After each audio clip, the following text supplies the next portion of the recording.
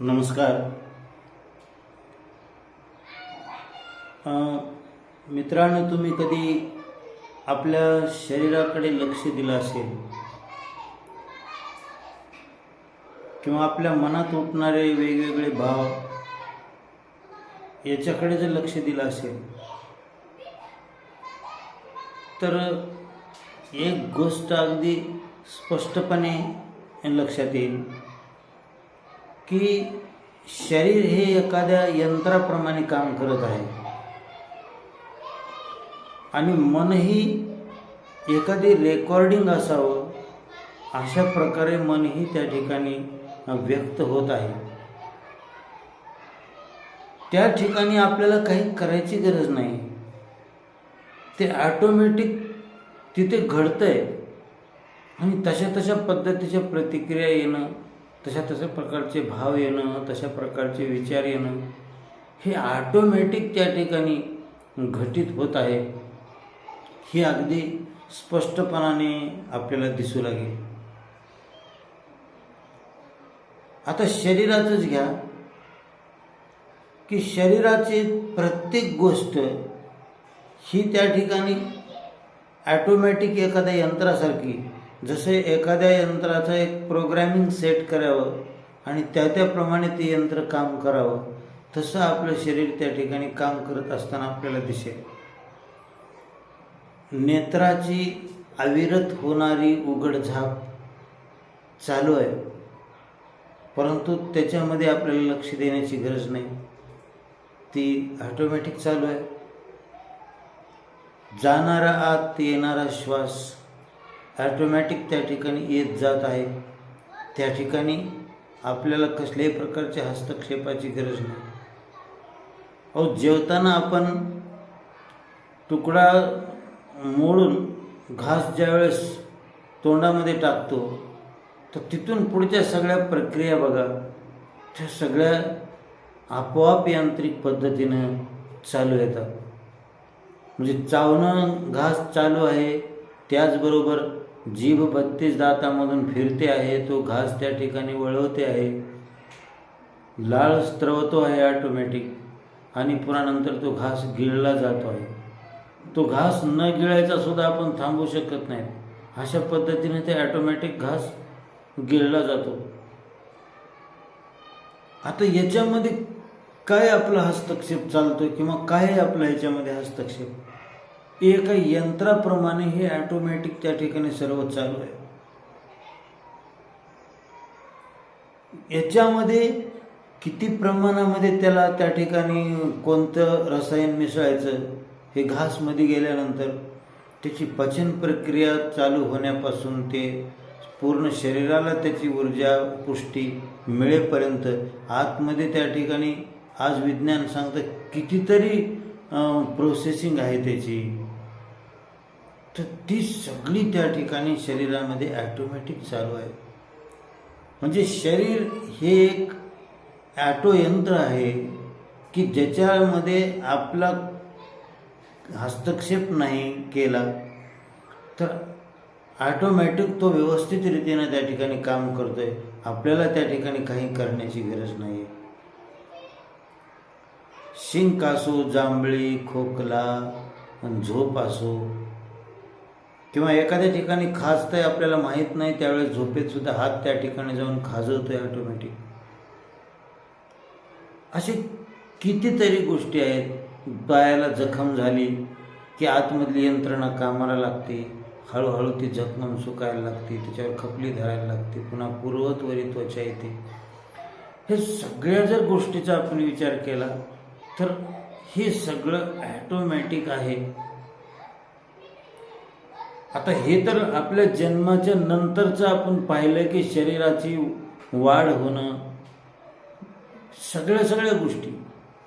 पण जन्मापूर्वी सुद्धा आईच्या गर्भामध्ये ज्यावेळेस हा देहपिंड बनतो त्यावेळेस तर किती मोठी त्या ठिकाणी अत्यावश्यक गोष्ट आहे की त्या ठिकाणी जीवाचा किंवा आपला काय रोल आहे त्या ठिकाणी?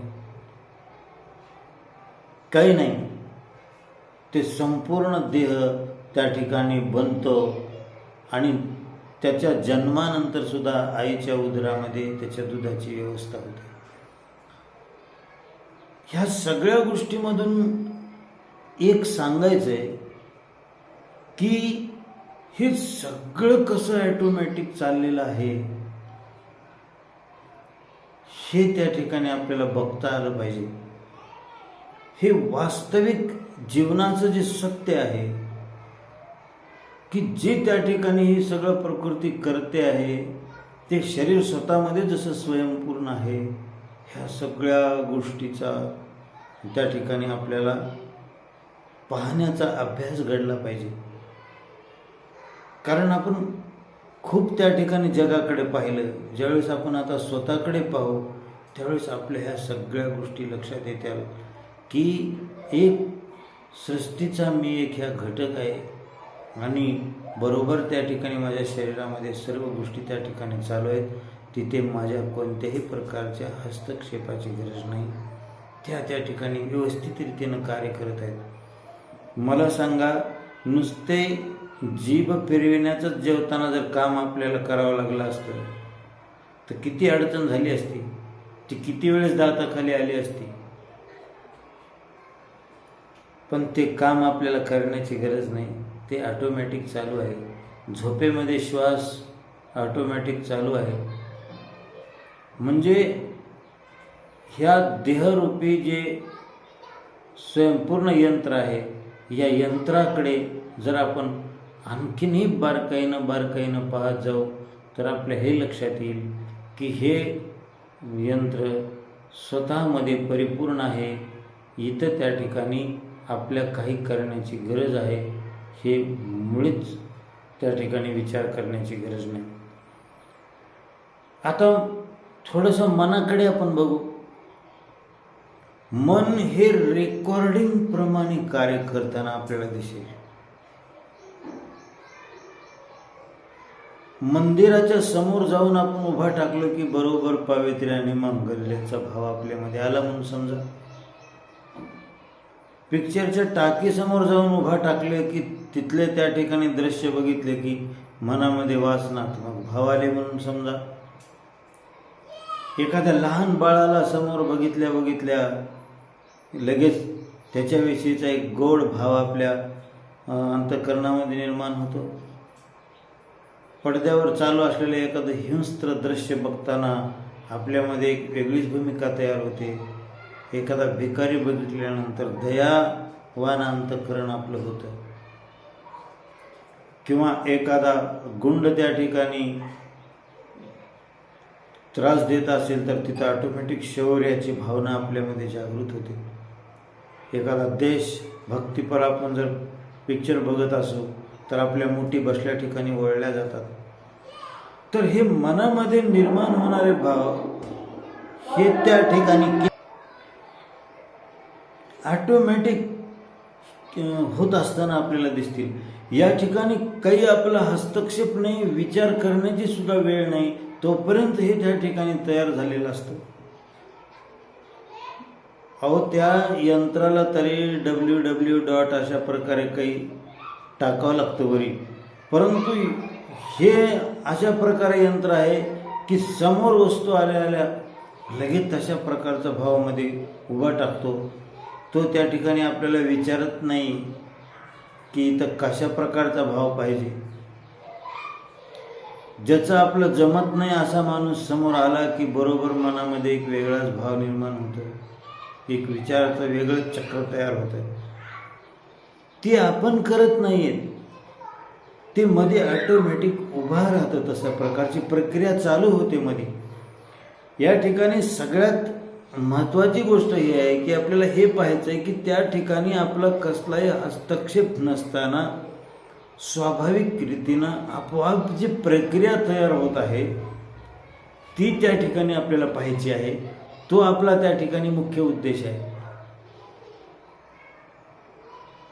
मला सांगा, एखादा विनोदी प्रसंग घडला तर तो विनोद भावल्याबरोबर मधून जे खळखळून आपल्याला हसू येते आणि आपण जी दाद देतो त्याच्यावरती, 2 तासानंतर आपल्याला जर कोणी म्हणलं की तशा पद्धतीने हसून दाखवा, मग तुम्ही फारच खुलून हसलात, एकदम खळखळून हसलात, आता तशा पद्धतीने हसून दाखवा जर आपल्याला असं कोणी म्हटलं, शक्य आहे का होते हसून दाखवणं? किंवा एका दुःखामध्ये एखाद्या मनुष्य जर रडला असेल तर त्याला पुन्हा एखाद्या वेळेस कोणी म्हणले की त्यावेळेस तुम्ही खूप दुःख झालं तर तुम्ही जसं रडला होता तसं आता रडून दाखवा, शक्य आहे का हे?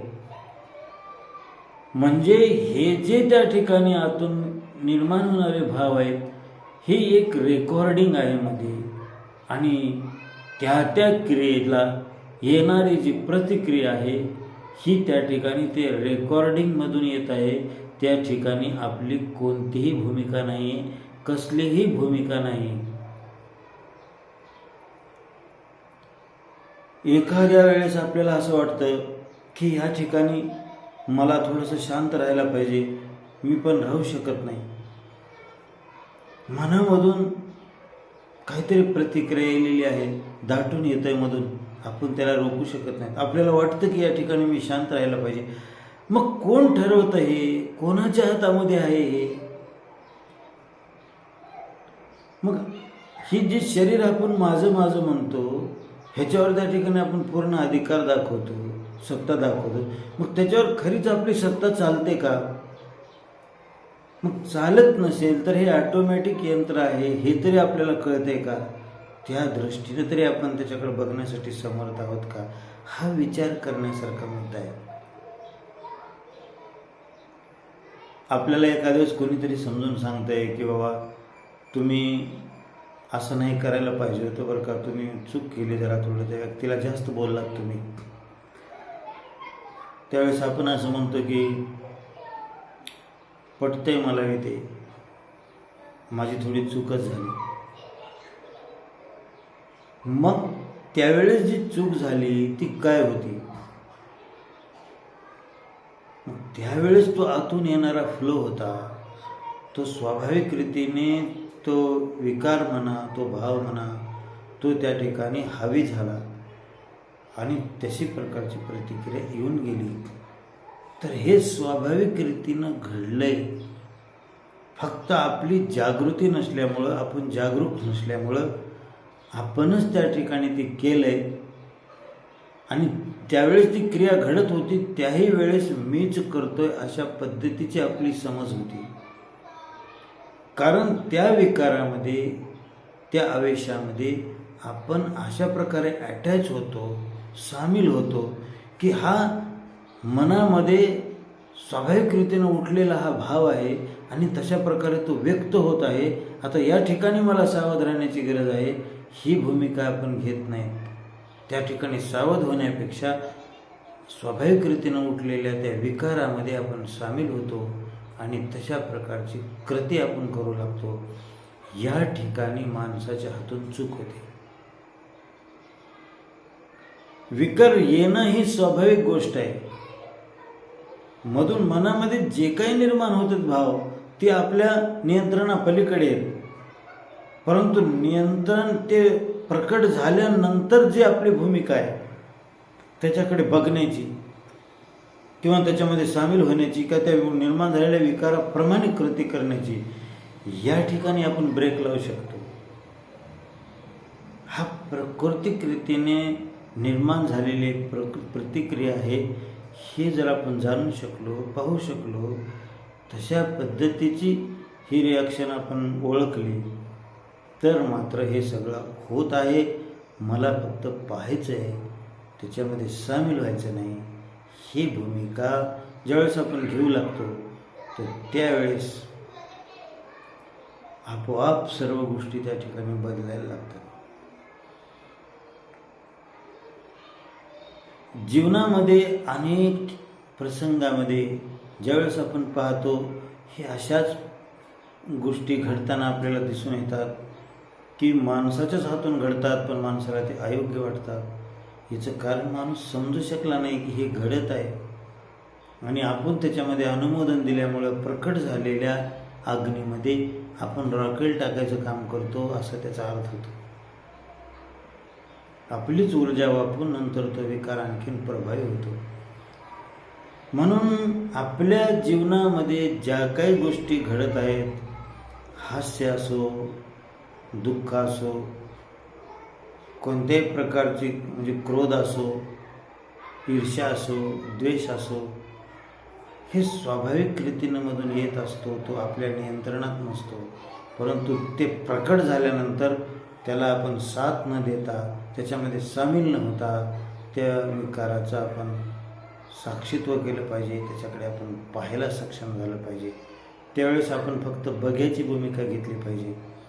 म्हणजे त्यावेळेस आपल्याला स्पष्ट जाणवेल की विकार निर्माण होतोय आणि ॲटोमॅटिक काही वेळानं तो शांत होतो आहे.